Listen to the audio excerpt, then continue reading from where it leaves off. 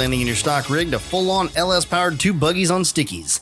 This is the Total Offroad Podcast. I'm your host, Steve. And I am Ian, and we have made it to lucky number 20. Lucky number 20. I was going to slide it in there. Steal your thunder. Slide it in there. Lucky That works. number 20. Works for me. Cool. Lucky number 20. And we're here, and it is rounding around the end of April. It's almost over already. You know what that means, right? What's it mean? Baby! Oh, yeah. Sorry to remind you. Baby's coming. It's coming. Absolutely. Well, that's a train you can't stop there. What it means is looking in the garage, you're not making your May 2nd deadline. Bro, so here's what happened. Corona happened. Yeah. You know how much that affected me? Not as much as it needed to. Well, it made you, instead of having air shocks, it made you buy a set of rad flows. Yeah, I got some rad flows. Yeah. So you know how it goes. That's Yeah. It changed some things, but Oh, yeah, it's spent all my money. The dime piece is coming along, though. I honestly have not done shit in a week. Really? The only thing I've done is completely trash my garage with grinding dust. And watch a lot of YouTube videos. Dude. Yes. I'm pretty much a Raptor liner professional, and Are you? I have never sprayed Raptor liner. You're a web Raptor liner I'm a professional? web liner guy. Yeah. Okay. Professionally. So all I did was I ground off the transmission, the old transmission mounts, which is a bitch Yeah. because they're 3/8 tabs with weld on both sides. That sucked. Times Yes. 4. I ground off all the old shock mounts, which are 3/8 and welded on both sides. On the front and the rear, or just the front? Yep. Oh, so uppers and lowers? Yep. Really? So you Yep. just completely stripped all the shock mounts? Yep. Wow. They were the wrong bolt size Oh, man. and the wrong width. Yeah. So you either buy new tabs or you buy new misalignment spacers. 6 of one, half dozen the other. Yep.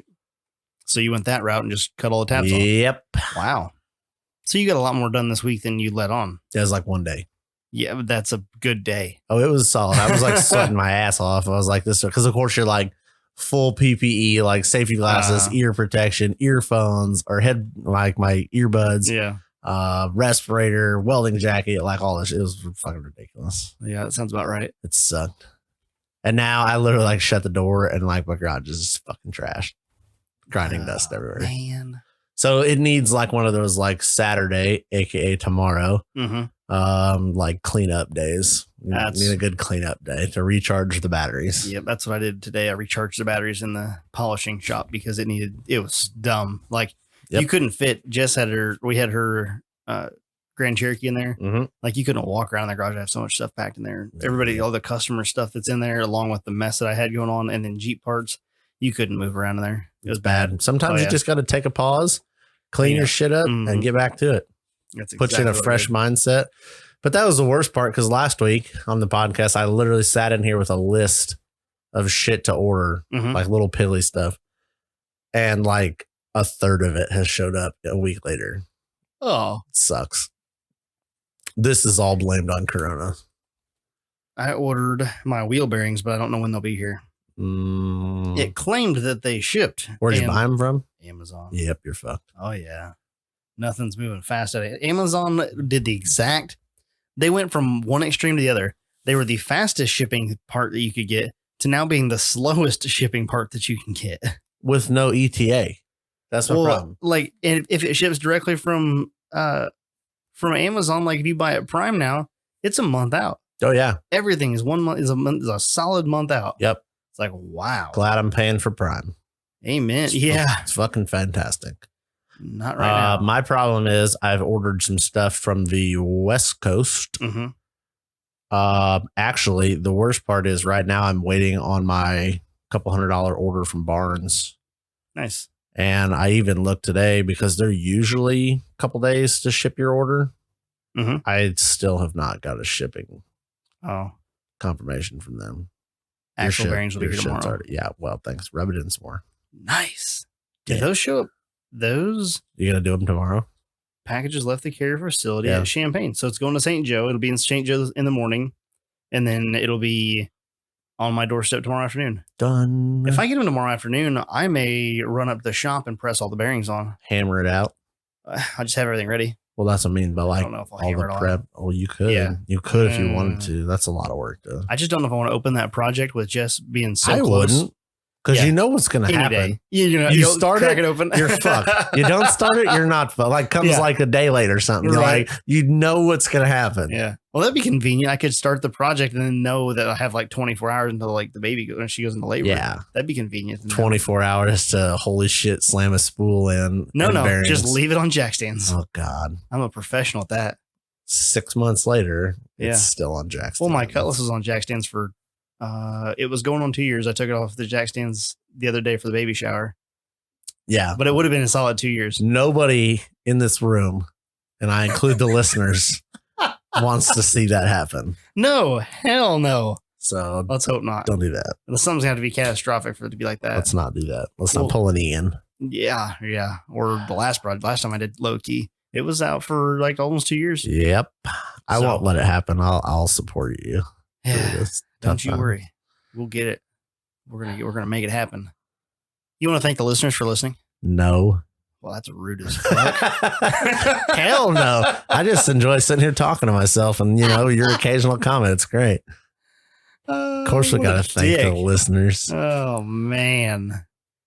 I hope you're an I asshole. know. I like to piss them off. And then you poke them in the eye and then like put your arm around them like, hey guy, come So on back here's over something you guys don't know. And Ian I had a conversation last week When was this? with your last night? wife Oh boy. about how you're a Sour Patch you're a Sour Patch kid. She really liked that idea. Like, It's I think you. you shed the light on her, Yeah. on me for her. That Yeah. is you. You are completely an asshole. Yep. And then you turn around and you be completely sweet. Yeah. Yeah. Mm-hmm. What a dick. You got to just weather the shit to get to the good, man. It's like the Tootsie Pop. Is You that get right? the sticky bullshit on the outside and then you get to the Tootsie Roll. The best part is you didn't really want the damn Tootsie Roll. You just wanted the sucker and it's just there. It's like a 2-for-1 combo. It's a bonus. Yeah. It's a bonus. It's like that little sweet side is like, oh, look at that. He is nice. Oh man. But yeah, so I'm waiting for my Barnes order because that's my shock tabs. Yeah. So I get my shock tabs mounted, weld them. Then I'm working a Raptor liner or some stuff, and then the cab goes back on. Yeah. That's literally where I'm at. All right. So picking up from last week's episode, we were talking about Raptor liner for the dime piece buggy. And then I said that I was going to look into it. And I have been looking into it, watching a lot of videos. And for Loki, Do it. oh no, that's 100%. Like that's definitely what I'm doing. I dude, it's a brilliant idea. Yeah. And I picked a color. I know I like it, but if you say it, I'm literally gonna throw something in. I don't know what to. I have a glass of water, I have a glass of beer, and I have a laptop. So This you is can the pick. Sour Patch Kid. Yeah, this is bad. The Yeah. listeners agree. Can you hear them? Don't say it. Like nobody likes the name. Like just call it fucking Jeep Blue. Jeep Blue. Just But then you don't have it's not. No, it's I get it. It's fucking blue. It's Jeep. It's new. Hell, Close call your- it new Jeep Blue. Take your headphones off for a second. I'm Close just your gonna ears. mute myself. You're just gonna hear the fuck in the background. So the color I'm gonna do it is bikini blue. Bikini You had to say it Bikini. twice too. Go ahead. Bikini. Who the fuck names a color that? That's just so stupid. Somebody Fucking at Jeep. Fiat. Jeep people. Just call it new Jeep Blue. New Jeep Blue. Yeah. JL Rubicon Teal. Call it JL Blue. I don't care. That sounds cool. That sounds cool. Doesn't They should sound have called that. bikini blue. You want me to call it PPT? Oh, that The actual paint code that- number? No, it makes me think of like a wiener joke or something. It just goes south for real quick. PP, what? What hurts the new P? Yeah, That's the Jeep thing. That's the Jeep thing. Shit. So yeah, I picked that color. That's the It's color. PP burn I went and blue. bought. It's PP burn blue. Jesus, I told you it went south it sure did. real fast. What do you do? One of our listeners has their vehicles that color, and they're like, "Hey, this guy's a You're dick." gonna have yours that color. I'm Oh, not yeah, gonna I am. tell them. It's not gonna stop me from talking shit though. I'm excited to see what that color looks like in Raptor liner. I think it'll look good because I hope so. I think Yeah. it looks good with a little gloss. And most of the Raptor liner I've seen has a pretty good, like I would say, a Sheen. solid semi-gloss Mhm. finish. I was worried it'd be real matte and kind Yeah. of dull, but That's what I was worried like, about. dude, it's because I've watched a lot of videos with some different lighting. I've watched some inside. People have their vehicles in like a shop. Some have like shittily lit shop. I think is how Yeah. you say that. outside, inside, and it does carry a solid semi-gloss shine to it, which I like. One of the things that kind of excites me is that being that it's kind of a textured-ish finish on it, and that semi-gloss, it has if I dump this paint in there, it's a pearl paint. So every single bump on that thing is going to reflect that. You know what I mean? You want me to blow your mind here? I'm ready to be. It's not really mind blowing. It's just kind of neat. Okay. So I watched a video the other day and the guy did his entire truck with Raptor liner. And when I say entire truck, I do not mean the body. Wait, was this the Tahoe? I don't know what the fuck it was. Was it a blue Tahoe? It was blue. And he did like the rough country lift. He did the frame, literally every like the wheel wells, the engine bay components. Like he did the inside of the damn door panels. Yeah. Like I hope he's listening because I think it's awesome. But like literally, he starts watching this video. And I'm like, all right. Oh, he did the wheel wells. Oh, he did underneath. Oh, he did the frame. Oh shit! He did the interior. He's like showing the interior. I think it's awesome. But on his he had the like plastic running board looking things. Yes. He added like a color. No, he added the colored sand. So he's like, you can't really see it in the video, but in the sunlight, you can see that like it's not reflective, but you can see those colored sand granules like popping in the light. And I'm like, it's awesome. That's interesting because like when you look at it, when it's in the jug, it's like a creamy white color. Yep. Is the tinnable version. And so like it blows my mind that you can dump a pint, not a pint. No, it's 2 ounces and 1 liter. Jesus. I told you I'm a professional. Yeah, you are. I'm glad you have the numbers. Hit me up. It blows my mind. You can pour 2 ounces of paint into a liter of this creamy white and it just turns it that color. Yeah. So I'm excited. I'm super stoked to see what that looks like. So I think I'm going to order a kit and some change. I might order 10 bottles. Damn. My problem is I want to do some test sprays. Yeah, that's the problem I got too. So should we just test spray with your kit and then just order 2 new kits? I don't know. I don't know if I have enough time for that. What do you mean? I got a deadline May 2nd. It's coming up. You're not making it, See what I did there? Sounded really good until you talk shit about it. You're not making it. The problem is guaranteed. I need to I really wanted to do it this weekend, but I am not ready and I would be rushing it. So what's that? Spraying the Raptor liner. Yeah. So I think honestly, no BS. Did you buy your paint already? No. Okay. I just gotta run down the road and do that. Right. My goal, we'll see how this weekend goes, but my goal is to spray Raptor liner next weekend. Yeah. Like spray the truck. Cool. Not the testing, the truck. The truck. Cool. I don't know what's going to happen or not, though. I'm not going to do the doors. I'm going to do the doors later because I'm going to actually do my half doors and my full doors at the same time. Yeah. I'm doing Jeep shit with my S10. I feel like you should, whatever doors you're going to run most of the time, maybe it doesn't make a difference. I don't know. So here's my thought. I'm going to take notes because I've been taking some notes while I've been YouTubing. My wife showed me maybe a month or 2 ago that we have the ability to watch YouTube in the living room. Yes. On the TV. Yes. I didn't know that. Oh, that sucks that you didn't. Everybody's like, oh, you got a smartphone, we don't have we got a dumb TV. Yeah. So it's a 55-inch Vizio, but it's older, so it's not smart. But we got this like, I don't know what the fuck it's called. The fire stick or something, some little black stick thing that sticks inside of it. Yeah, we use it for Netflix. And I'm like, what the fuck's this thing got YouTube? I just never really paid attention to it. Yeah, I can fucking YouTube shit on the TV. Yeah, so now I commandeer the living room. You all know that my wife loves that. And I'm like watching Raptor liner videos in the living room, taking notes. So I'm going to keep like I want to call it a diary, but like a log of how I spray it. Because then whatever I end up spraying, I want to be able to go back a year from now and like touch up like a door. And not have to spray the whole truck. And I want to see the UV difference. Oh. I want to see how much it fades out. Yeah. Because it's not supposed to fade out much. But I guarantee you there's every paint. Oh, yeah. Every paint it fades some. But it's a fucking off-road rig. So. Yeah. It's only going to look good when you get done with it. And then after that, you go rash it on some trees. Everybody's like, well, are you going to paint it? I'm like, well, it's because I want it to look good. Yeah. For a little bit. and then I'm gonna go beat shit out of it. Did you see that my Yukon Bro, dropout? That was gorgeous. I was like, well, first time that gets drug over a rock, I'm gonna cry for you because your JL Jeep Blue is gonna get scratched to fuck. I painted the Yukon dropout. If you guys follow me on Instagram, you've seen it already. But I painted the Yukon JL or the Yukon dropout, the new one, to replace the one that I broke.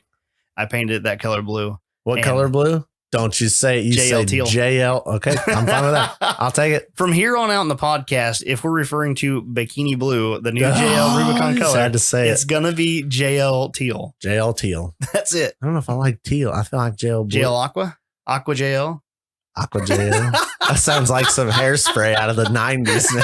Aqua JL. I feel like JL. flip my hair back for you. Aquanet. I can just about flip my hair for you. Oh, I can flip mine. God, it's bad. It's wicked bad. I got a whole other month of this shit too. My Rona cuts are rough. Are you gonna cut your hair, dude? If it, I don't know. You have a whole nother like this month. Okay, yeah. For those who don't live in the great state of Illinois, Illinois, announced. Well, you're listening to this whenever. Yeah, it's Friday for us. They announced it yesterday that we have a whole nother month of self lockdown. They're letting up some stuff. So they open state They still open state. They parks. open the parks and shit like that, but that's about it. Yeah. And now, and this is the dumbest thing in my opinion, but to each their own. Now you're required to wear a mask in any public place that you cannot maintain a 6 foot. Yeah, but what's the fuck? Why not do that at the beginning? Like, I don't think it's a stupid idea. It's just like somebody posted some meme on Facebook or Instagram, wherever the fuck it was. That's like wearing a mask after 2 months of quarantine is like taking birth control after you're pregnant. And I'm like, well, that's funny, but it's quite true. Like the whole mask thing should have been at the get go. I don't know, but what do you do? I don't know what it must be them trying to do like a final, not like a final phase out, but they're like trying to lock down a little bit harder to finally kick this thing so they can actually open everything back up. I think is what they're trying to accomplish there. And I get it. Like I said, I mean, I get the idea. The biggest thing is like you got to think of where those rules are being made for. Well, yeah. You know, it's not so much where we're at. It's northern Illinois where you have the population density is 100 times of what it is here. Yep. So it's I can imagine being in a grocery store up by Chicago. It's bad. I don't go to a grocery store. What do you do? That's not my thing. You ordered in?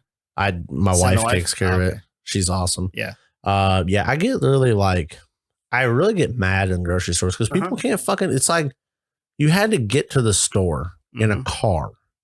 It drove on the right side of the road.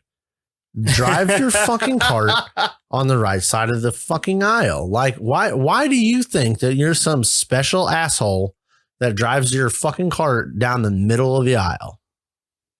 Don't get it. People are just so stupid. They can't read looking for something on the shelf and they're like standing right in the middle of the aisle. I'm like, bro, you got 8 people lined up wanting to get by your ass and you're the idiot. Just like, there I don't, down the aisle. Yeah, you don't park in the middle of the fucking parking lot rows. Bet.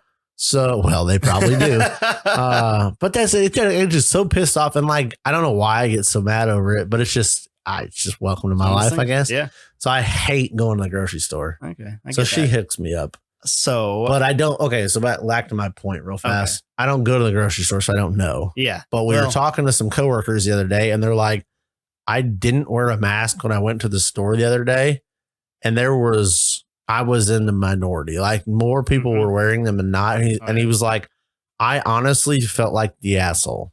Yes. Because it's not so much that I care if I will get you infected. Right. But that's exactly what I'm saying. Like. I really just don't give a fuck about you because from my understanding and everybody else's kind of general understanding, the mask is not to keep me from getting it. It's from me giving it. Yes. So I take it as if I don't want to wear a mask when I'm in public. Fuck you. Right. Well, and then you hear everybody say stuff like, oh, well, I feel fine. I don't have it. That's the whole point, fucking dude. Know if you have it. You can be we were talking, me and my wife were talking about this earlier. And like you can be a non-symptom showing carrier, asymptomatic. Yeah. You don't have to have symptoms to carry it and spread it. Yep. And it's just, I mean, at least as far as they know. So I just buy my shit on the internet. There you go. Sit in here and do a podcast and build shit in the garage. Yep. But my fucking hair, it's horrible. It's getting fuzzy. God, it's bad. There's no mohawk anymore. No. It's gone. The worst part is every time I've rescheduled my massage and my haircut, it's been on like, I think my haircut was like May 2nd. So I was like freaking right. Like I was like, open this bitch up. We're getting a trim job, You hope. Fucked. So now we got a whole nother month of that. So I don't know what we were talking about before that, but I could go back on a tangent real quick and tell you something funny I saw. Back it up. Let's do it. I saw a video of a guy. I can't remember what he's called himself now, but he was basically, he saw a lady putting a cart into like with a bunch of other carts, and it was like in a handicapped spot. It wasn't in the handicapped parking spot, but it was next to it where you would get out of the car. Mm-hmm. And he like turns his phone on and he like walks through, like, man, is that where carts go? And she's like, well, that's where everybody else put them. He's like, so 2 wrongs make a right? And she's like, well, no. He's like, so why don't you take it back up front? And it's like, and it like starts going on like, he's not like, he's just being real with her. Like, what? Why are you so wrong. lazy? He's not wrong. Yeah. Like, why are you being so lazy? It's not like take your cart to the fucking corral. Like, that's where it goes. And so like she starts getting like upset. Then she starts crying. She's like trying to take his phone out of his hand. She's like, I'm gonna call the police. He's like, go for it. Like I talk to him every day. Yeah. But like this is what this dude does. He like goes out and like calls people out on their dumb fuckery. Yeah. It wasn't like he got done talking to her and like 3 seconds later he like finds somebody else doing the same thing. Oh yeah. And he's like, why don't you take that up front? Because I don't want to. Just walked off. I'm like, at least they're honest, I guess. Lazy. But shit. Lazy. I don't know. And that's the thing. You fight that. Like, is this person being an idiot or are they just lazy? Like, I get both of them. I've been that way. I'm not perfect, but like, quit being a dickhead. Yeah. Like, put it in the corral. That's not that hard. Yeah. Yep. I hate people that just leave their fucking cart out in the middle of the thing. I'm like, you're an asshole. Like, it's going to hit your truck. Come on, man. Yep. The wind's going to pick up. It's going to fly across the parking lot, hit somebody's vehicle. Yeah. And they're the first to bitch when their door gets hit or with a shopping cart. Like, you're the fucking problem here, idiot. Yeah, it's like a mass gathering of idiots, but like people don't know what they're doing because they got shopping on the brain. Yeah, I can't do it. We got a guest today. We do. Yep. Adam Shallow. That's his name. Yep. He is on the Instagram. Did that backwards, didn't I? Yes.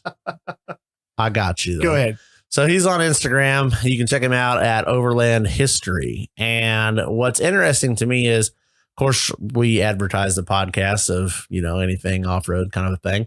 And I personally, we all know if we've listened to 20 episodes of me talk, that overlanding is not my thing. I'll be honest with it. Unless it involves a hotel. Yeah, it's going to have to involve a camper or a hotel or something. And I don't think people call that overlanding. I don't think so. So the problem with it is it's not for me. Mm-hmm. But here's the but. Before you get all mad and triggered, people. I'm triggered. I love it. I think the whole concept of like being able to hop in a vehicle that you have built, I don't care if it's stock. Mm-hmm. I really don't. Like, you see everything from stock stuff to like full blown expedition style. Yeah. Like, you could live out of this bitch for like months. Mm-hmm. I think it's awesome as shit. I envy that. I have no desire to do it. I don't know why. I just don't. Mm-hmm. But I love it. I love seeing people. I follow a lot of people about it. And that's why I think with Adam, what he's doing is he's taking that concept and adding the like history. He's finding those history places and kind of that tour guide stuff. And he's almost kind of giving a purpose for it. And that's what's kind of neat about it. Yeah. But his rig's awesome. And that's what, like, I think it's awesome. It's not my thing. I want to haul my shit on a trailer, go beat the shit out of some rocks, and I don't give a damn, drag it back to the trailer and go back to the hotel. But I love the fact that you can build shit like that. And everyone I've ever seen is like, blows my mind because they're so resourceful on where they put stuff, how they hide stuff. That's what gets me. That's what I love about it. Like watching. So like, and with Joe's rig, that his Land Cruiser that we featured, we kind of had on the page there on Instagram. There's some pictures back on our Instagram. Joe Zump's rig is it's just cool. Like the tailgate flips open and all of his stuff's in the tail, has stuff in the tailgate, and it's everywhere. He's got stuff, hidden every away. corner and cranny of that truck has some, and the toolbox. The best thing I love about the whole thing, and I think I appreciate it more the older I get. Mm-hmm. nothing is a clusterfuck. Yes. On anybody's like legit, I'm not talking about like, I'm an overlander, like legit, like you're overlanding, driving this thing thousands and hundreds of thousands of miles with all your gear. Every little thing has a exact point. Yes. It all has a and place. It's like, holy shit. Like I envy that. I love that. I wish I could be all of that. And that is why I wanted to have somebody on here that does overland stuff, because even if you don't necessarily like overlanding, seeing where the ingenuity that they come up with, like putting stuff in certain places and are making this so that they can have this and all the different things, is what I love about it. I'm like, it's the hobby of off-road stuff. That's awesome. Even if you are a guy who puts it on the trailer, you're gonna stash a U-joint somewhere. Yep. Like you're gonna need a couple tools for the trails. Like if you pop a bead or what, get a hole in your tire, you're gonna need a tire kit. Yep. Like there's just certain stuff you're gonna carry on it. Like, and these guys that do this, they're like professional pack rats, essentially, in a vehicle. Yeah. Yeah. They take everything. 12 pounds of shit in a 3-pound bag and make it look clean as shit in the process. And I love it. They are the preppers of off-road. Off-road preppers? Off-road preppers. That sounds cooler than overlanding. Or can we call Derek that? Doomsday off-road prepper. No, just off-road prepper. Off-road prepper? Yeah. Because he's prepared for everything. Yeah. Well, that's the thing. And you know what's funny is I've done it. You've done it. Everybody's like, Derek, I need a tool. Oh, here you go. Yep, like he goes right to it. And I'm like, damn you. I'm over here with my tool bag, like digging my junk shit out of a tool bag. If you guys want to see Derek's rig, it's at D-Man Blues Freak on Instagram. Yep. But back to our guest. I love it. I love this XJ. You love it because it's an XJ. I like it as an XJ. It's just super clean. And it looks like an XJ. And like it has all the things to do the things. He's got a center console, a Dometic console cooler. Yep. Then he's got a drawer fridge in the back. Yeah, I was browsing his Instagram and I was checking out the like cook refrigerator drawer. Yep. The shower is the best one. You know me. I don't camp. Need a shower. You gotta have a shower. Need a heated shower. Yeah, heated, not just a shower. Heated shower. Awesome. Well, let's go ahead and give him a call. Let's get him on. All right, let's call Adam Shallow. This is Adam speaking. Hey, Adam. Steve from Total Offroad Podcast. How you doing tonight? Hey, Steve. How are you? Doing well. How about yourself? Good. Excited to be on the podcast. Awesome. Good to hear it. We're just hanging around here and wanted to call you up, have you on here so we can talk about your adventures and your overland history and just kind of get to know you a little bit better and see what you're up to. Yeah, absolutely. Let's jump into it. Cool. So you are Overland History on Instagram. And you've got a 94 Jeep XJ that doesn't look like a 94 because it has a 90 quad headlight grill on it. So that's pretty cool. It does. Yeah, it's been pretty heavily modified. It doesn't look like a whole lot, but I think that was most of the point, is a lot of the cool mods are kind of hidden or subtle. Yeah. I love subtle. Like it's my thing. Right. Yep. I love being like big and bold, but at the same time, I'm like, ooh, that's so clean. You don't even see it. It's so clean. Well, that's how. So Adam has Euro taillights, Euro XJ taillights on his Jeep, and I didn't even know that. And I was like looking through his pictures, like, wait, those taillights look kind of off. So that was really cool. That's a nice little. Yeah, a lot of people don't catch that. In fact, it's kind of rare when they do. Mm-hmm. But it's kind of the fun part about it is I just wanted kind of a European look to this XJ, hence the quad headlight front, which doesn't exactly look European, but I do have these side markers on my front fenders. They're actually turn signals. Yep. That, basically what the Euro XJs have. And then also the taillights as well. I just always liked that look, that kind of European look. So I kind of wanted to integrate that a little bit into this Jeep as well. That's awesome. And then you did something big to it. You did a diesel engine swap. What? I did. It's a Mercedes OM617 Turbo. It's a fantastic motor. It's a 5-cylinder diesel. It's out of an 83 sedan. I swapped it in about 250,000 miles and it runs fantastic. Of course, I've done a lot of work to make it run fantastic, but it was an interesting swap. Took about a year and a half, and here it is running now, finally. Oh, that's awesome. Yeah, I've seen some videos that you have there on Instagram of it driving. You did a kind of a drive-by video the other day that you left away from the camera and then you came back the other direction. It sounds fantastic.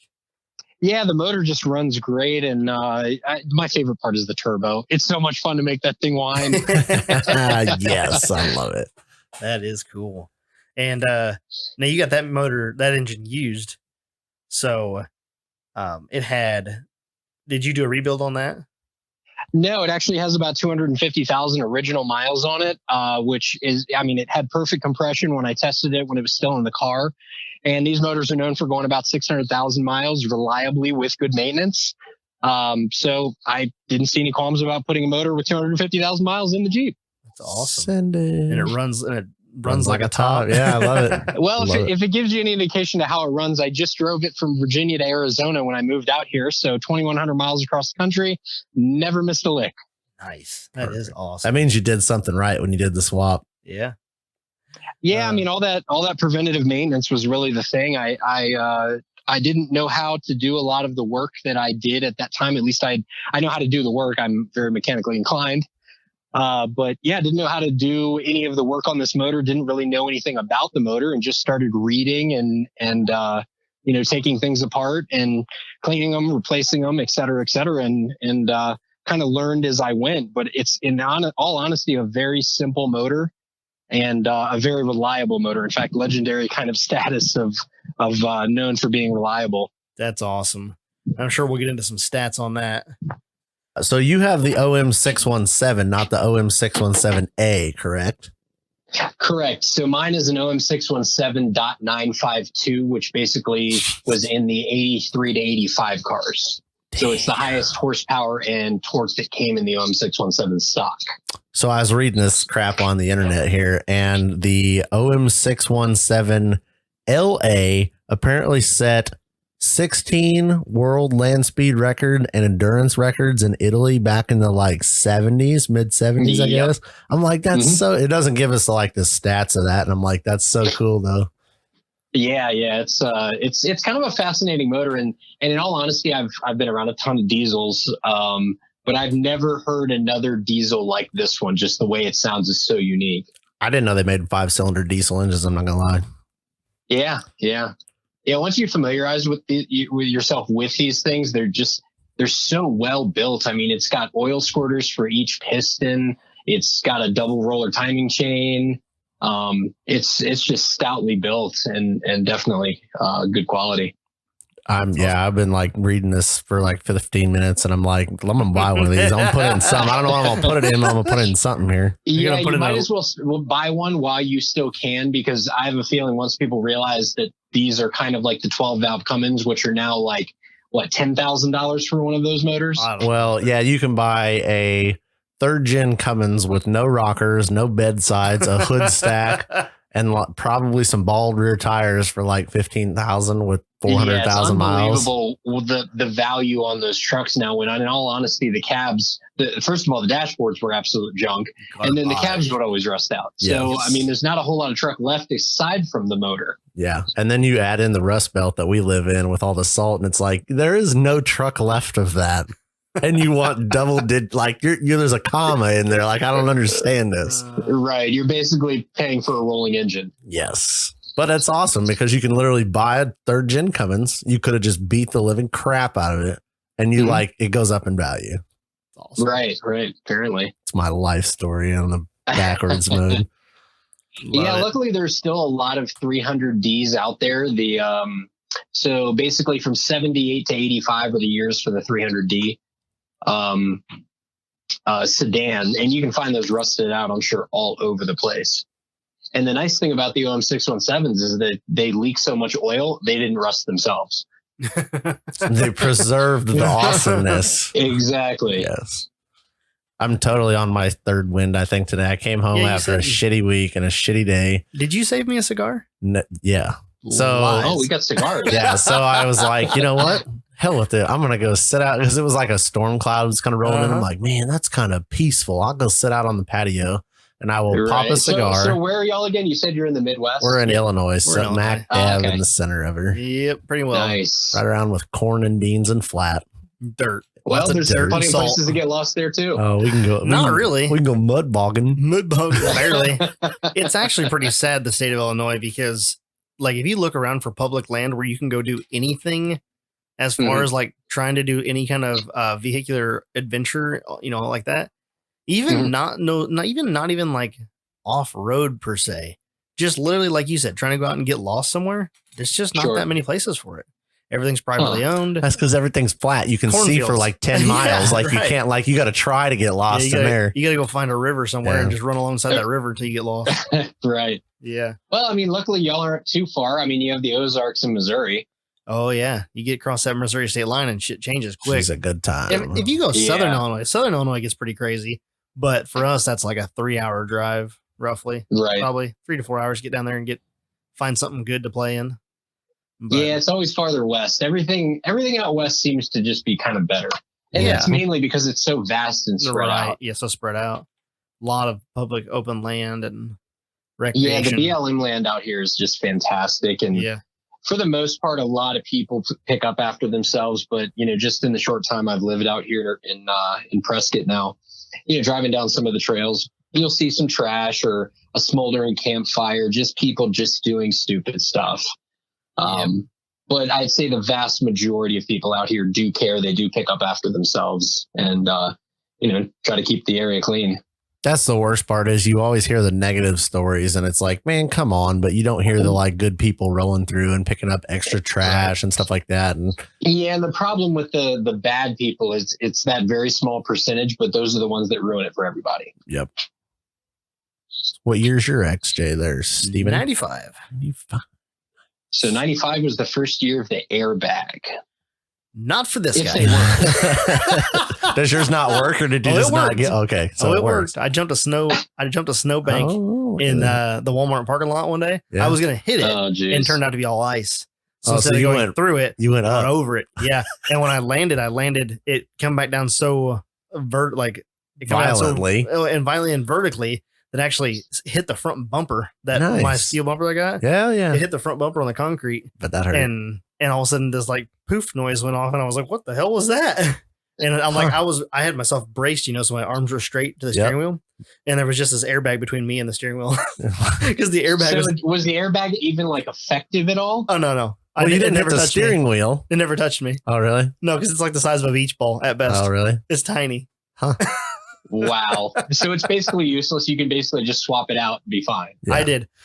You can pull the 4 bolts off the backside of the steering wheel there, pop the cover off, and the airbag comes with it. The airbag in the 95 it's an inertia bag. So it breaks when something hits the vehicle too hard, like when the vehicle experiences too hard of a hit. So it doesn't have any sensors or anything like that. It's literally like a switch, like a mercury switch sort of deal. Right. If I remember correctly, that sensor is like central in the vehicle. I think maybe under or right behind the console. I think it's in the airbag. It's in the airbag piece itself inside the steering wheel.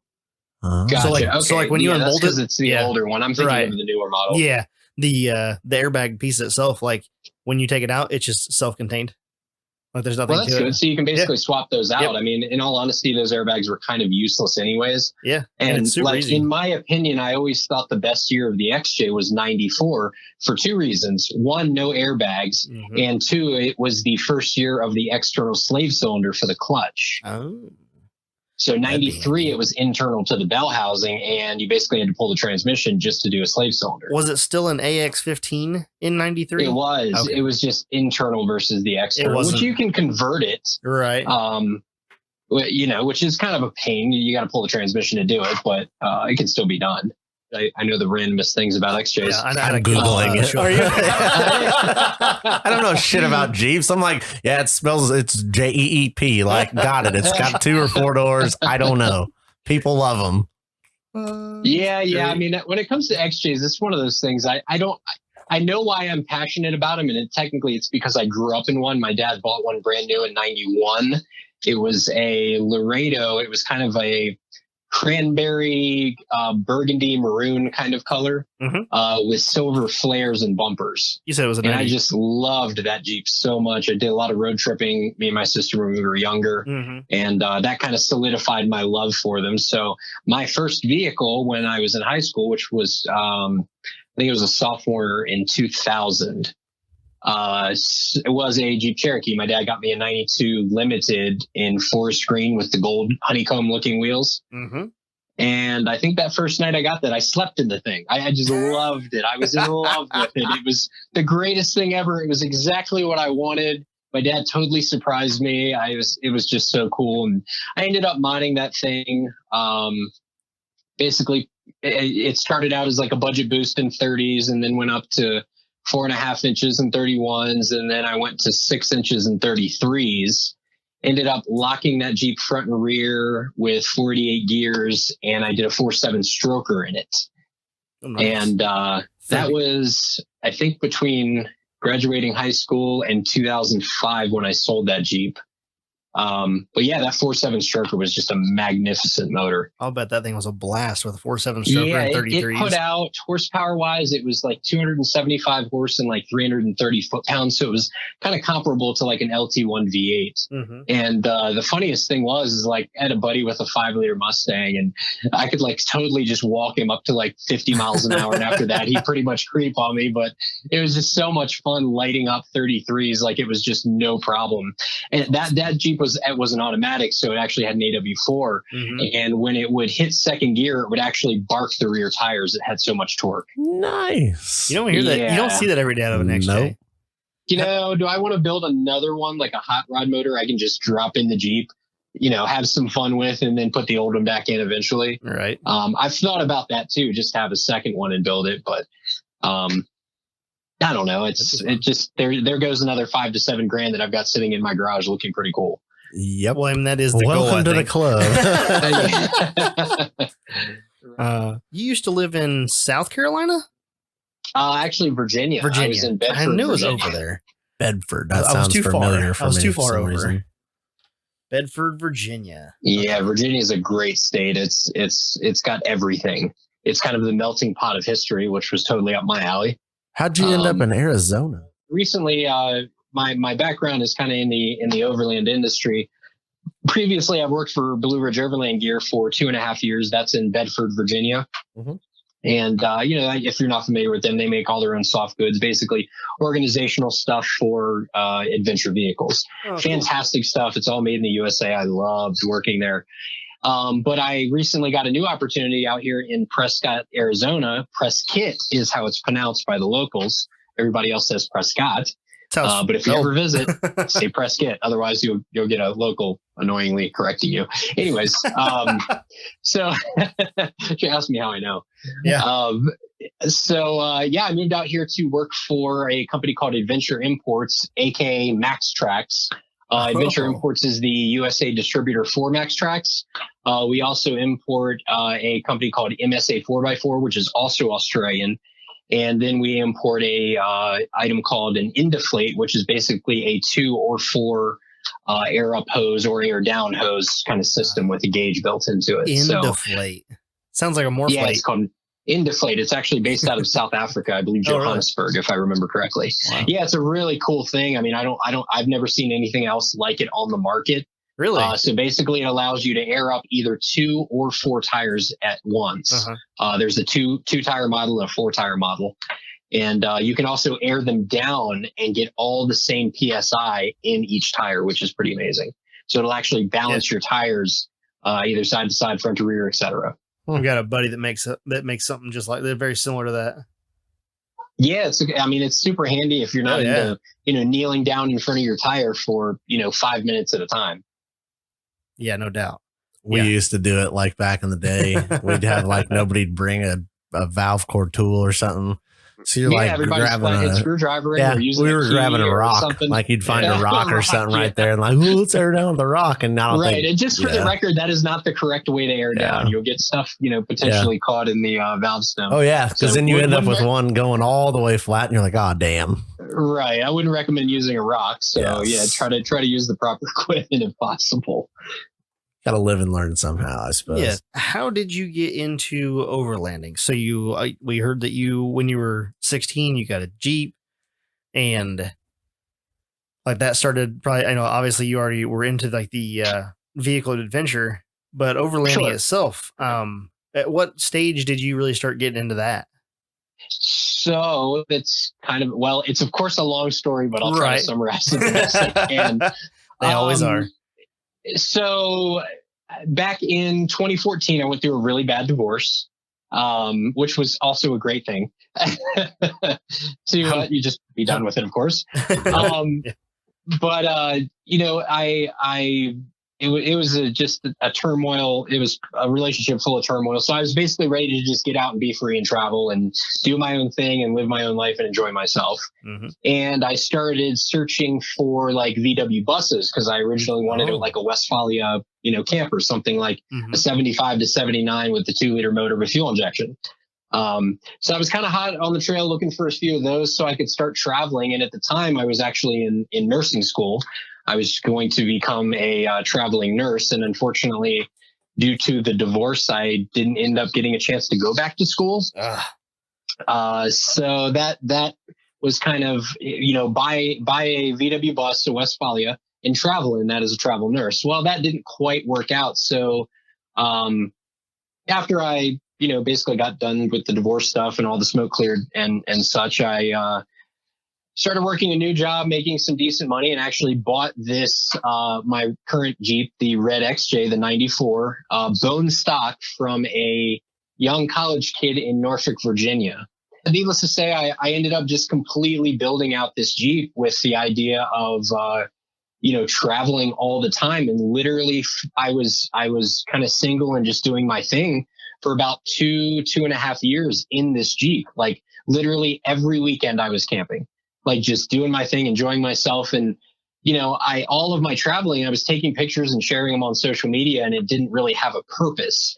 And I felt like I needed a purpose to that travel. Hence how Overland History was born. I was like, if I'm going to go to all these cool historic places and take pictures, I might as well have, a purpose of going and visiting historic places and staying in cool places, camping and that kind of stuff. So the idea was to really just kind of give, Overland History a purpose. And what it actually ended up molding into was not only just me enjoying finding history and posting about it on social media, speaking with people about it, etc. I actually developed Overland History into a guide service in Virginia, which basically means I would use my social media for marketing purposes, and I turned it into a business and basically took other people that are interested in adventure travel, have maybe a built vehicle, maybe a stock 4-wheel drive. We'd go out and drive off-road trails and camp in national forests. And I would charge, a fee for that service because there is a lot of time and scouting involved in doing that kind of thing. So that's kind of how Overland History was born. And I had that guide service up and running when I was still living in Virginia, working for Blue Ridge Overland Gear. And now that I'm out in Arizona, I am extremely busy with my new job. So I really don't have time, at least right now, to get the guide service back up and running. But I have no doubt that I probably could get that up and running and probably be reasonably successful, at least part-time doing that. Right. Because my full-time job currently is my real passion, sales, marketing. I just love, working for Adventure Imports and Matt Scott, my new boss. He's a great guy. And hey, so I was looking through some of your stuff today and was doing my research for you or to check that out. But I noticed in your video back in 2017, you did a YouTube video, kind of a walk around on the Jeep, and there's a lot of cool stuff. You're showing the refrigerator drawers, and you were showing the shower, and all the stuff. This was before the diesel swap.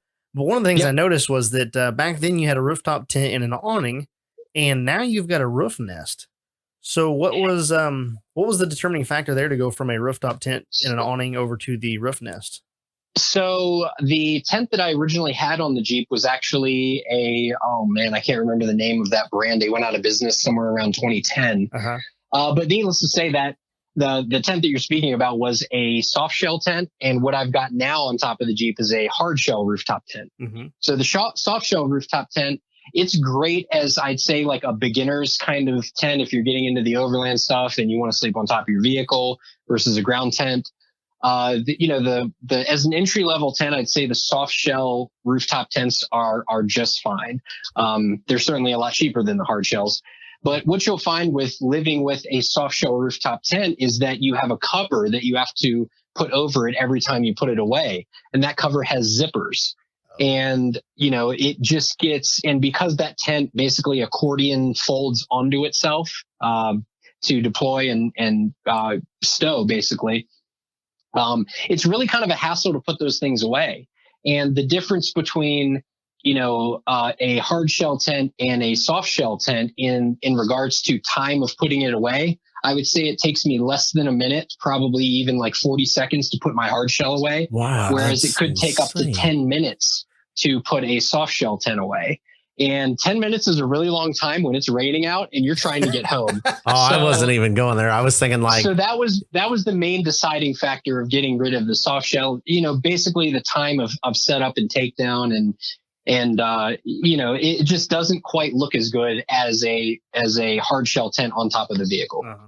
Yeah, I was going more on the 10 minutes doesn't sound like that long until you've been screwing with a tent for 10 straight minutes. And I'm like, I'm done. It can stay up. I'm just driving away. I'm just I've had enough of this. Yeah, and it acts like a giant parachute on top of the Jeep. But yeah, I mean, the thing that you'll find with soft shell tents, and again, they're fine if you're out there. I was out every weekend in a soft shell tent, which, when you're up and down constantly with that tent, it really becomes a hassle. And if you don't travel a whole lot, if you go camping maybe once a month, 12 times a year, a soft shell tent is probably more than fine for you because, that up and down motion won't get old. But I was out every weekend, every bit of free time I had, I was out camping in the Jeep. So it was just a no brainer to go with a hard shell, which is, just up and down in 20, 30, 40 seconds. Awesome. And now in regards to the awning that you asked about in that walk around video, I ended up selling that. And to this day, I regret it. It was a Foxwing 270-degree awning. And I heard that Foxwing at the time was coming out with a new updated version, which was called the Batwing. Mm-hmm. And I think that originally Oz Tent and Rhino Rack, the Foxwing awning was a pairing by them, and I think they parted ways. So Rhino Rack ended up coming out with the Batwing. And in all honesty, I never cared for the quality of that awning. It was not anything like the material that the Foxwing used. So needless to say, I have never repurchased that awning, which I actually need to do. I actually need another one here soon. So I will be repurchasing that awning at some point because I've yet to find another awning on the market that I actually enjoyed as much as that one. Yeah, it looked like it was a good piece, especially since it covered the hatch back there and where you could, your cooktop and your fridge and all that stuff is back there in the hatch. So when you're cooking, you have a nice area. And then you said it had drop down door or sides on it and stuff, so you could enclose it. Like, it sounded like a really cool item to have. Yeah, I mean, it's a 270-degree awning that you can fully enclose, and the actual sides of the awning that are an option taper down to the ground. So you get a really wide footprint of area that you can basically just kind of camp under, in addition to the rooftop tent. I bought that awning because it made camping in rain doable. When you've got that wide of a footprint around your vehicle, to where you can actually get out of the rain and the mist, having that awning was absolutely priceless. The other thing about that awning is you could adjust it to channel water. So if you wanted water to just flow in a certain direction, you could do that as well. That's nice. But it really made, camping in the rain just like a non-issue, actually. Being out just about every weekend for 2.5 years, that awning was like literally one of the best purchases that I ever made. I think the KJ needs one. Let's buy it. Since y'all probably have, I'd say, do you have a lot of bugs in your area during like spring, summer, fall? Yep. So one thing I would look into are awning rooms to where you can actually enclose it with a bug net around you, which is a really nice option. I think there are a couple other options other than ARB, because in all honesty, the ARB awnings are not a terribly great quality. Which would probably be just fine. I would just always recommend when you have an awning deployed, the first thing you do is always stake that thing down, because the first mistake I ever made with my Foxwing awning, I was at Overland Expo 2015, 15 or 16, and I had just got done deploying the awning, as in like bringing it out and wrapping it around like you see me do in that video. Mm-hmm. And I turned around to grab my guidelines and my stakes, and here comes a gust of wind while the awning broke 2 poles and folded up over the truck. Wow. I can't tell you. So I think somebody heard me yell the F word like a quarter mile away. and come running with new tent or with new poles. Like, oh, I got some. Right. I know so that luckily the awning actually comes with 2 spare hinges. So I actually replaced those 2 snapped hinges, which basically the awning failed exactly where it was supposed to fail at a replaceable piece. So I ended up being able to fix it, luckily. So just a word of warning, if you ever buy an awning, stake it down immediately as soon as you possibly can, or have somebody help you, until you set it up. That way you don't deal with what I dealt with. Right. That'd be my luck. I'd be the guy with the folded up awning. Yeah. Yeah. I mean, it's not the end of the world as long as it's fixable, but I can't tell you how many events, Overland related events that I've been to, where I've like been looking a quarter mile across a field or something like that, and somebody's awning is just ripping shit. Yeah. It's one of those. There's always that one guy. Yep. Yeah, because it's not yours. Yeah, exactly. You're like, yeah, that's not me this time. And then you walk over and like, hey, we've all been there. Like, we've all done it. Right. It's the rite of any spare hinges off. Yeah. It's the rite of passage for overlanding. Sure. If you've not destroyed an awning, you're not an official overlander. Sure, merit badge. Your merit badge. So what's the plan for Overland History here? And like I said, we were kind of talking about how you just got moved out there to Arizona. But and then now, COVID's kind of put everything on pause. So it's kind of hard to make plans. But I know there's some plans coming. So I'm kind of interested to see where you're going with it. Well, I think that once I get settled into this new job and I kind of get a lot of my responsibilities on cruise control, so to speak, not that, it will be easier, but I would say I should at least have some more breathing room or breathing air during my workday. I'd like to get Overland History set up as a guide service here in Arizona again. There's always people looking to, be shown around to different places. And there's a lot of cool historic ghost towns that are out here in Arizona, just out in the middle of nowhere. You'd never know they were there, unless somebody told you about them or took you to them. Mm-hmm. So I think that Overland History will probably end up being a historic Arizona, guide service, or at least a guide service in the immediate surrounding states, hopefully too. I'd love to build it back up and do the guiding thing and that kind of stuff. I just kind of get the feeling that my current position, this new job that I've got, will be eating up probably the greater amount of time. So while I hope to do that, my current, job, my day job does, take a front seat to pretty much all of that stuff. So really it's time permitting, but I would love to get it up and running. But in the meantime, what I'll do with Overland History, since it's not a business now, is simply just share my travels, share the mods that I do on the Jeep, and continue to go to cool historic places that other people can check out. So that's kind of what's on the adventure roster, so to speak. Nice. I like it. That sounds awesome. My dad would like that. He loves ghost towns in Arizona. Oh, I think it'd be fun to do. Oh, yeah. So if y'all have never been out here, this place will absolutely blow your mind. And what's really cool is, and what a lot of people don't know, is that here in Prescott, we actually are at 5,700 foot elevation. So we're kind of on top of a plateau up here. And, up here we get 4 seasons. In fact, about 6 weeks ago, there was 8 inches of snow on the ground. So it does actually snow in Arizona, at least here in elevation. But when you drive 2 hours south down to Phoenix, like it'll be 60 degrees during the day here, and it'll be 80, 85 down in Phoenix. Mm-hmm. So really, when you drop out of the elevation down to the desert, down into some of the valleys, is when it gets actually a lot warmer. And the climate here in Prescott is just absolutely impressive. It's super dry, yet you still get all 4 of those seasons. It's actually one of the more unique climates in the world. That's awesome. So super interesting place. Do you want to tell us a bit about Adventure Imports?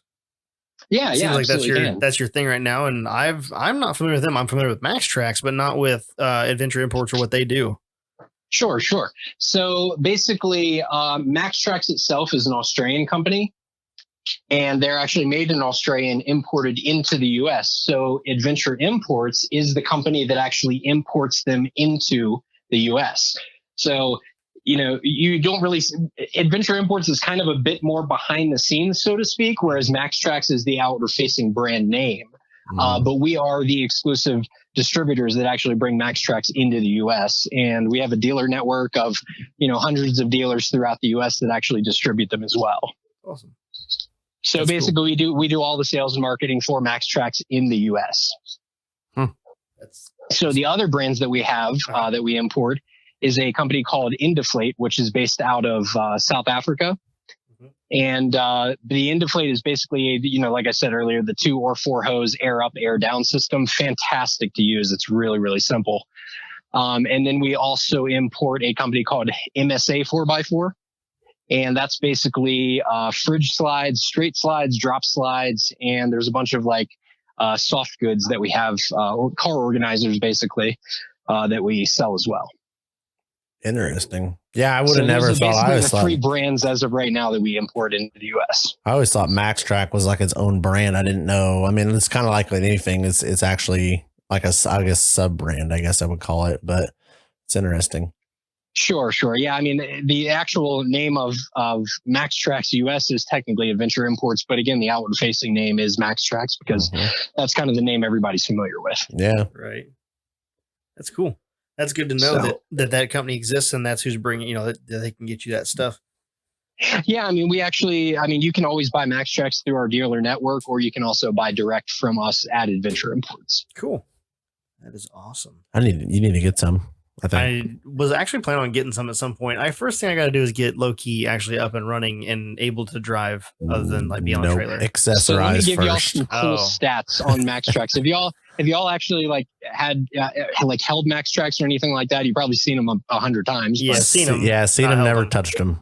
Okay. So when you, for example, if you compare one of the competitors' brands traction boards to the actual Max Tracks, when you pick them up, you can actually hold and feel the quality difference between the two.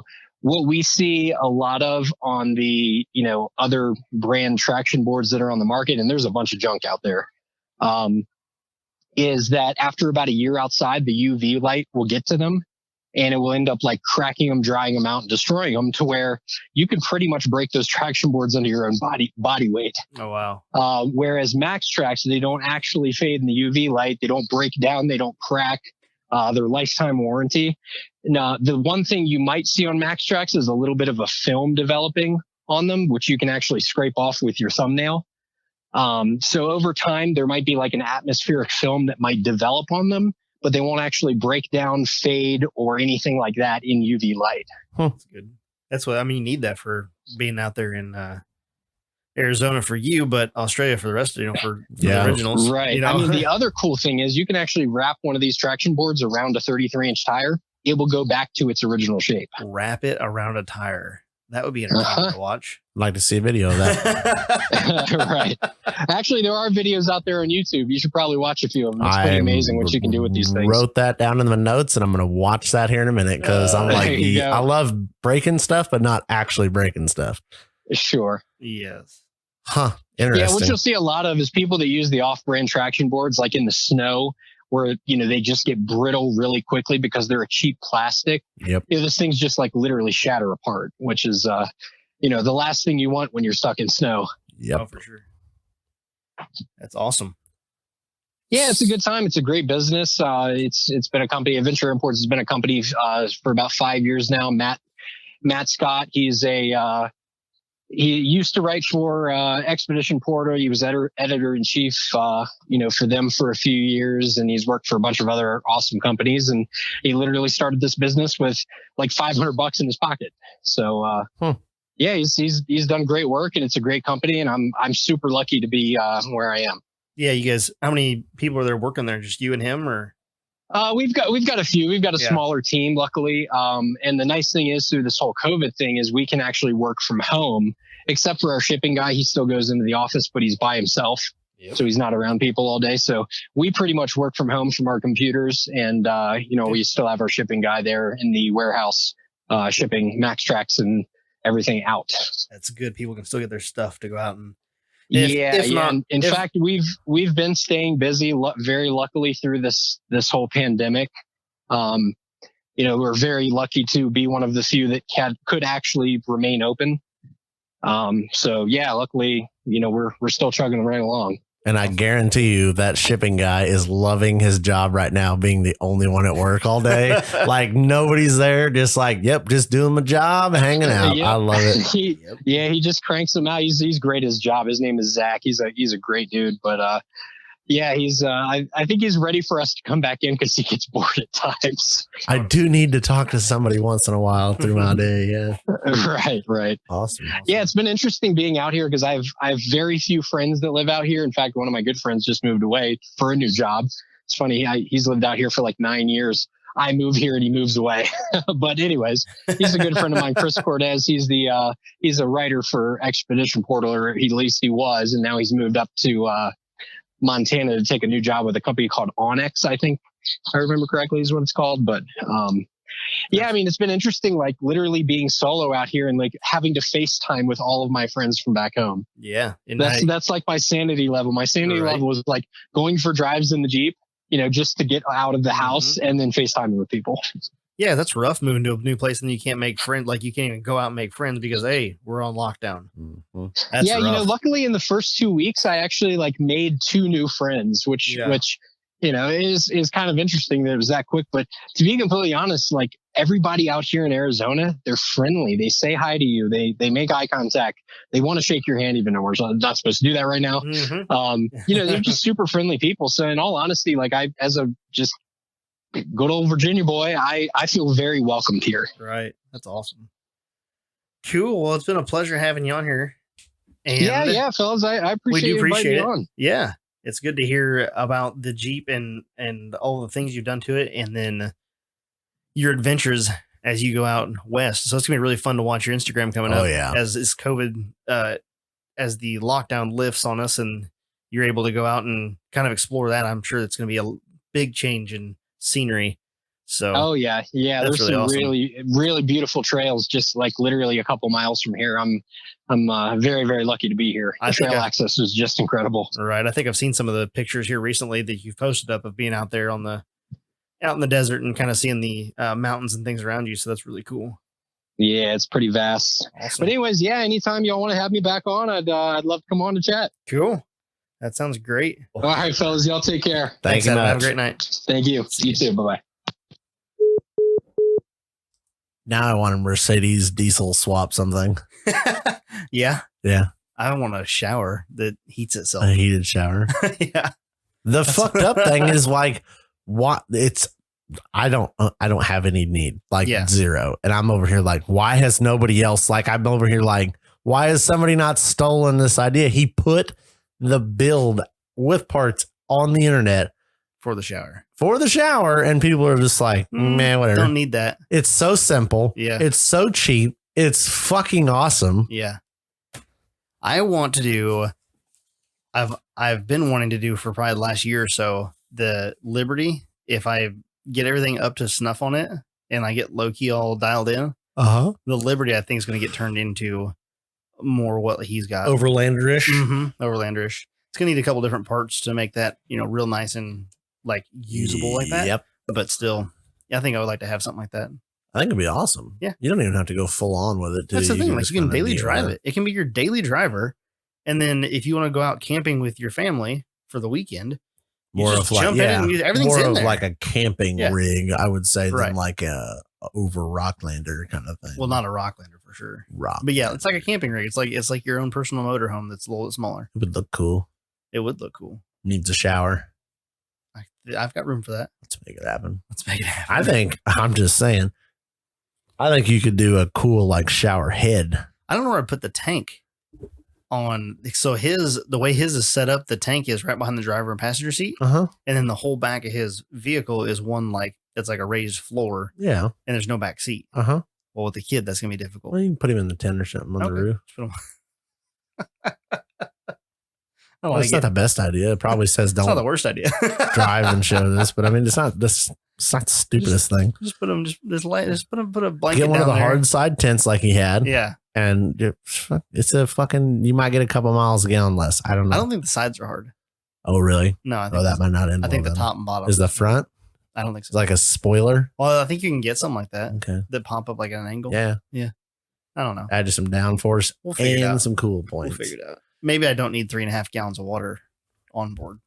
Well, here's my thing. Or no, his did 3.5 gallons a minute. Yeah. Yeah. So here's my question. 10 I know people are probably gonna get mad, but if you're gonna camp in this thing, I would think you could hook up to a campsite. Yes. And not have to have a tank. That'd be wild, wouldn't it? You would pull in your overlanding vehicle and you just back up into a spot like a motorhome and just hook me over there in my like $200,000 camper is hooking up the water, and you're like, bro, why are you hooking a garden hose to your Liberty right now? It's my camper, bro. Get the fuck out of here. Wouldn't that be awesome? Get my dish cranked up. Yeah. I think it'd be awesome as shit. Yeah, I think it's not for me, but I like it. I would like it, yeah. But that's what I'm saying. Camping. I think you could do that and not have to worry about it. A tank. Yeah. Yeah. Oh, yeah, for sure. If you were doing that route. Or even if you did do a tank, you just do something small. Yeah. A couple gallons. Like you said, it's the type of deal where you just take a hot spot shower if you need to. It's like a camper shower. Like as much awesome as like camping is. Yeah. You take a quick ass shower. Right. You turn the water off after you get a little wet. And it's like, so it's better than nothing. It's not a luxury. It's not a luxury shower. It's not a hotel shower. Right. It's you get yourself clean. Yeah. It's a necessity shower. Yep. I like being clean, so I feel it. Yep. That was cool. The Mercedes diesel. That was. I love it. I never knew 5-cylinder diesel. Like. Right. I hope he fires up the Overland History Guide Service in Arizona. Oh, I think if he gets that fired back up and we're still in contact with him, we're making it happen. We're going to take your Liberty out there. Well, my kid gets a little bit older and stuff. That would be a really cool trip. It'd be a good trip. Yes, it would. Go to all the different places. I want to go to Arizona anyway. Hopefully Corona's done by then. Oh God, that'd be terrible. 3 years. I joke about that, but like seriously, I don't know. Hey, look out. Somebody will call you out. Did you see that got called out on the internet? Did you really? Yeah. I got called out on the Hardcore XJ page. For not being hardcore? Or? No, I got called out. As a post from 2 years ago. Nobody's touched it. Hasn't done anything for a post that you posted? A post that I posted, and we commented on. Like it was a conversation. And I don't know if Brad is a listener here on this. I want to say he is. And he got on that post and he said, he commented the other day and tagged me in it. And he was like, well, guess what, Steve? You're still not on 40s. Ouch. From 2 years ago. Like, I said I was going to run 40s on the 9-inch. And he's like, well, you're still not on 40s. Air high five, bro, because that's awesome as fuck. So cheers to who, I don't know, Brad Prater. Yeah. Cheers to you. I approve. Yeah, you're welcome to the club. I don't know what else I can say here. That's fucking awesome. Is that some Shelby level shit talking? Shelby's mad because he didn't get to do it. Like, he's like, damn it. Damn. But that's awesome, especially because it's 40s. Like, if it was like 1 tons, it'd be like, yeah, whatever. No shit. 40s, that's like calling your dick small in the off-road world. I love it. You ain't on 40s. You ain't on 40s. Go be on 40s. So the post was about, I was saying, it was a picture of the back end of the Jeep and it was a 9-inch. Well, when that page first started getting going, the rules on that page are you got to be on 1 tons to be in this group. Shit, you snuck in too. Yeah, I don't know how I got snuck into that group. I mean, low key has got some stuff done to it that's not average, but still. It ain't on tons. It ain't on tons. Oh. Doesn't need to be on tons. You ready for me to spit some hot fire knowledge? Drop it like it's hot. See what I did there? You ready? Nice. Yep. Talking to Kirk last night. We're talking about me, Mike, Kirk, and I were all talking. And we were talking about the spline relation to spline count correlation to axle size. Okay. All newer axles, well, as I understand, as Kirk was explaining it, and I guess I haven't done my full research, but either way, if you got a newer axle that has like mini splines, like 31, 35, 40, all that, the splines are a 30-degree pitch. Okay. So if you have a 35 spline axle with a 30-degree pitch spline count, like your splines are 30-degree pitch, it's the same diameter as another one like that. So come to find out, the new 9-inch shafts are the same diameter as a 60 shaft. Huh. Yeah. So like my 35 spline shafts for the 9 now are the same diameter as a stock 35 spline Dana 60 shaft. Kirk confirmed, or he was like, we were talking about, I was like, well, so like with these shafts, he's like, no, you're not going to break those shafts. He's like, you're going to break something else. He's like, you're not going to break those shafts. It's like, you're going to break the bearing caps again. He did not say you're going to pretzel that shit. But he thought it. Like he wanted to say it. He was just being nice. I don't think that I'll break the bearing caps. Oh, is that the weak part? Are you ready? I don't know. I think the weak part now is the 1310 U joint, which is good. It's $11. Well, yeah, assuming it doesn't take out the driveline or the yoke, but it usually doesn't. Usually, knock on wood. That is wood. The other thing that was interesting about that post I got tagged in. Yep. Apparently, I should have read it. You didn't get tagged and you got called the fuck out.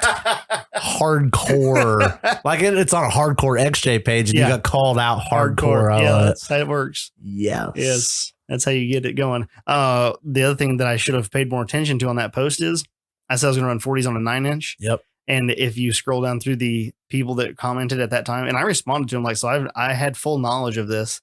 Everyone was saying the same thing. You need to buy an aftermarket dropout. Like your third member needs to be aftermarket. And you went, no, it doesn't. Shut the fuck up. Apparently, I just threw that information out. And it wasn't 40. But I'm there now. Yeah, well. Yep. Better late than never, right? Yeah. Fuck it. It is what it is. I got all of my uses out of that dropout. Well, that's the thing. You got to use it up before you lose it, right? Cool. What are we drinking today? It's last call time. Oh, last call. Sure. And we're drinking a pale ale from Cedric's. This is it's Cedric's pale ale. It's from Baltimore Brewing Company.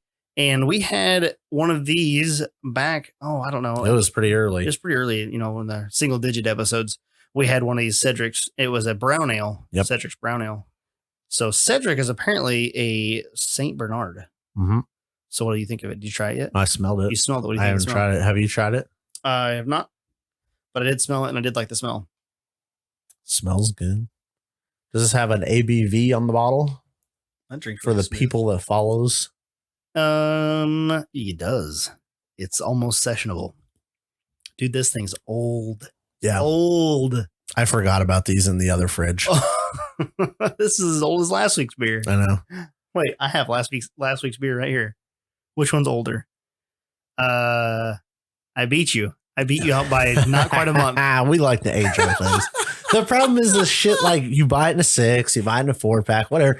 But like there's always one that gets tucked in the back of the beer. Hell, I got 2 beer fridges and I get shit. I forget about the other one. Thank God they age well. Yeah. I've had a couple over the years that don't age well, but you know what? It's beer, so you drink it. You drink it anyway. This one's good. It doesn't. I like it. I could sit outside and drink that. Oh yeah. I should have done it earlier. With a stogie. Did it. Shit week. Yeah. Extra shit day. Uh-huh. So I was sitting outside. It was gonna rain, and I was like, you know what? This is kind of peaceful looking. As I'm like looking out the window, I was like kind of watching a storm, a little storm cloud. There's a little like shower cloud, I guess. Roll in, and I'm like, I'm just gonna sit out on the pad. I'm gonna leave my phone on the table here outside. I'm just gonna sit there. I said, well, fuck, I should get a beer. So I was like, all right. As you should. What kind of, and I was like, I don't want anything heavy. I was like, because I already kind of felt like shit. I was like, I want a good, I want a Busch Light. So I went over and grabbed Busch Light, and then I started looking at the nice beer fridge. And I'm like, do I want a Corona? I don't have a lime. So I did trade out the Busch Light for a Corona. Slight upgrade. Uh-huh.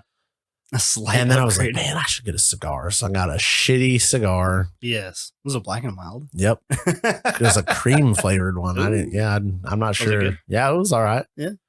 I like good shit. Like, Yeah. I like craft beer, but I like Busch Light. So, like, party on. You know there's what I a mean? day Like, for everything. yeah. So, like, I got like 12 really nice cigars. Mhm. And then I got like a couple like Switch mid grade. And then then there's some Black and Miles and shit. Like, we ain't all fancy. Yeah. So, I need to go pick up a tin of acids just to oh, have you need to something get just little some. on Yeah. stock. That's what so I just buy them online. Do you? Yep. Yeah. It's not a bad Famous idea. Smoke Shop is where I get them from. They got pretty good prices. And they run some really? promos and stuff where you like buy it. I think last time I bought like a sampler pack of, it was like coffee Mhm. coffee sampler pack Mhm. of different links with Oh man, that's all awesome. this. So like they have And that they already give selected. and then they give you like a couple extra bonus that come like you buy 10, get a couple free or some Are shit they all like that. house cigars or are they All different brands. Oh, from brands. Yeah, but they have different packages like that. Like I really personally, it's kind of like my beer. I like coffee in Mhm. beer, but I hate coffee in real life. Yeah. So that coffee and chocolate, there's another one I got. It was a chocolate sampler. So it's kind of like a dessert thing. Yeah. But it's just like 5 or 6 different brands of their like Java or, Mhm. stuff like that. So you can order that and you can get a little variety and it's That's cool. very affordable. So that's what I did, but I went with a shitty one today. Maybe at some point we'll be able to have this podcast outside. Oh yeah, we could do that. Have a stogie and a beer. Yep. No, we gotta do stogie and bourbon. Stogie and bourbon. That'd be better. I could do that too. I got Yeah. some bourbon. That episode's gonna get fun. Yeah. So let me finish this because it gets better and you're involved, whether Okay. you know it or not. All right. So I'm sitting out there smoking this fucking shitty cigar, drinking for all intents and purposes a shitty Corona without a lime. Perfect. And I'm like, yep. This I'm is just how kind of you- sitting there Mhm. listening to like birds chirp, which annoys the shit out of me. I'm not a bird chirping like nature kind of guy. So I'm just kind of hanging out, relaxing, kind of unwinding. And I think you called me and you're like, yep, I'm going to cook some steaks real fast. And then I'm going to head over and we'll do the podcast. And I said, you know what? I'm going to grill some fucking steaks. There you go. Fuck that. So, because I was sitting right next to the damn grill and I was like, I'm going to start the damn grill. So I get up, go get the charcoal chimney, pull the grill. It's the first time I've used the grill this year. Put charcoal chimney in, get her lit going. Sitting there, just about to like sit back, take another sip of beer, starts fucking sprinkling. And I'm like, son of a bitch. I'm literally sitting out there in like shorts and a t-shirt. And I'm like, I'm going to sit out in the rain. I don't give a shit. Yep. Just going to relax in the rain. Luckily, it was a very quick, short shower. So thank God, because I wouldn't have sat out there much longer. Anyway, ended up grilling some ribeyes up Nice. that the wife got from a local meat store. Were legit. No shit. So I We had- literally ended my shitty week with a really shitty Friday and then went like full shit cigar, full shit beer with like primo Polished. beef fucking ribeye. And I'm like, All right. Well, second win for the podcast. What were Let's your get sides? this shit out. I took some corn, just like a can of like shitty corn in a fucking can. And I got like a bread pan, like a metal bread pan that I use on the grill. So you pour that in there, put like 4 or 5 slices of butter in there, Mhm. put a little salt, and then I take some like McCormick grill steak seasoning and sprinkle in there, and then throw it in the grill so it gets that like smoky steak Mhm. peppery flavor. That's it. That's good. Fucking Play-Doh ribeye and a fucking some corn. I did something similar to that. I had I think it was a tenderloin was the cut. I think they were from Omaha Steaks. So Jess gets steaks every year from. Are they work. pretty good? Omaha bad. steaks? I've never They're had them. small cut, 6-ounce cut. I think they were. Yeah, but okay. By all intensive purposes, It's that's a fine. normal portion. Yeah, I that's mean, what you like, should eat. I don't want a damn 6-ounce steak, but like, I should be eating a 6-ounce steak. They're a bitch so. to cook because they're so small. Like they're thick enough. Like like when it was out of the package, it was probably roughly inch and a quarter thick cut, See, I'd almost So the want to cut was fillet that. and make it thinner. Yeah. Oh wow. Because you could cook it in like Yeah, 2 to 3 minutes and No. get it perfect. 2 to 3 minutes. I think we well done. No, if you cooked it, a minute and a half on one side and a minute on the other, and then rested it for 1 to 3, it'd be perfect. Yeah. I did not do that. I cooked mine in a cast iron skillet. Dude, we've been using the basically- shit out of ours. I basically fried my steak. Yeah. I did a rub on it. I had a chipotle rub. I did lemon juice and a chipotle rub on it, then threw it back in the fridge while I went to a shower, came back, put a little bit of avocado oil in a skillet, in a cast iron skillet, and then let that get up good and hot. Threw the steaks on there, threw on some butter, basted it, and they came out. So when she does steaks in the cast iron, Yeah, she's got it down pretty minty. it's awesome. Hard sears it with just butter Mhm. in the pan. Mhm. So just hard, I mean, like hot as fuck. Caramelize Sears it it outside, right? and then throws it in the oven Oh, nice. I bet that's good. for like 2 to 3 minutes. Bro, At like what, 400 or something? I don't really know. Yeah. She probably doesn't. She just kind of wings some shit like that and it comes She out nails it. minty. Yeah. Yeah. It's good. I hope you guys are enjoying our beer section where we're talking about steak. Pairs well with beer. While you're sitting at work on a Monday or on a Tuesday morning. Yeah. Oh, that sucks. Whatever. I mean, to be fair, I did eat fucking hot dogs and tater tots for lunch last weekend. So, There you go. you know, it's not like I eat fucking ribeye for dinner every night. But No. Yeah, we've got a bunch of steak in the fridge from getting that Omaha steak. So I was like, well, it's quarantine. We may as well eat up this stuff. Well, she's got the local place, has done a couple, like the last 2 weeks, has Mhm. done like grilling bundles. Who's the local place? The Meat Lab, the U of I Meat Lab. Oh, yeah. Yeah. Cool. Fresh stuff. But then, so I'll run down there and pick up that. So we've had a Nice. bunch of they're like odd cuts, but they're good. But it's not your normal typical like roast or, Mhm. shit you'd normally buy. But it's very usable meat that's actually quite tasty, to be honest with you. So Nice. the ribeyes are just fucking fantastic. I love a ribeye. I feel like we've already heard your plans for next week. Yeah, I'm going to try to get my life back on track, get my garage Raptor cleaned up, Leonard. shocks mounted, and I want to spray Raptor liner by next weekend. Cool.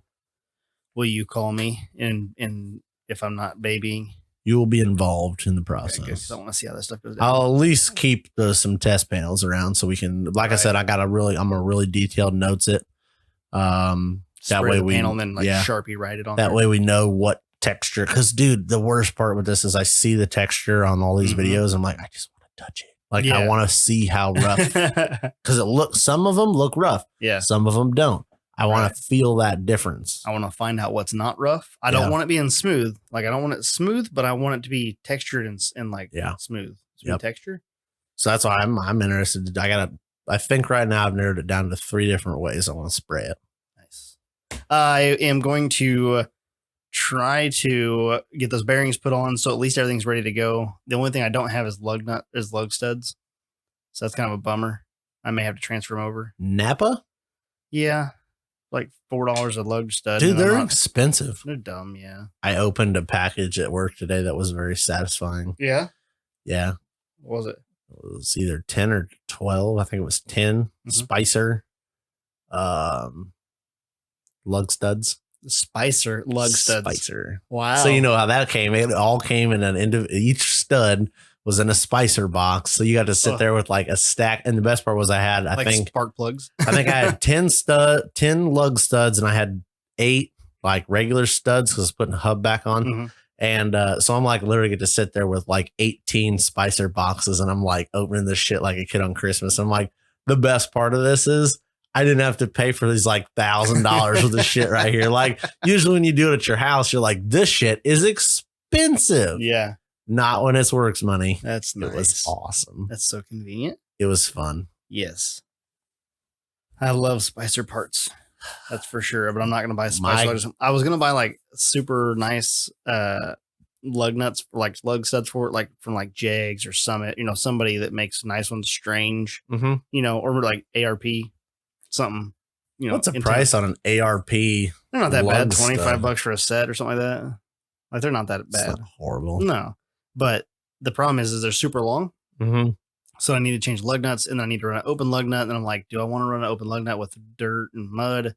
Ideally, no. Probably not. 6 of one, half dozen of what the fuck If it was a ever. race car, yes, but it's not a Yeah. race car. So they look cool in race cars. Like you like looking at somebody's like billet wheel and there's like 2 inches of stud hanging out. You're You're like, fuck yeah.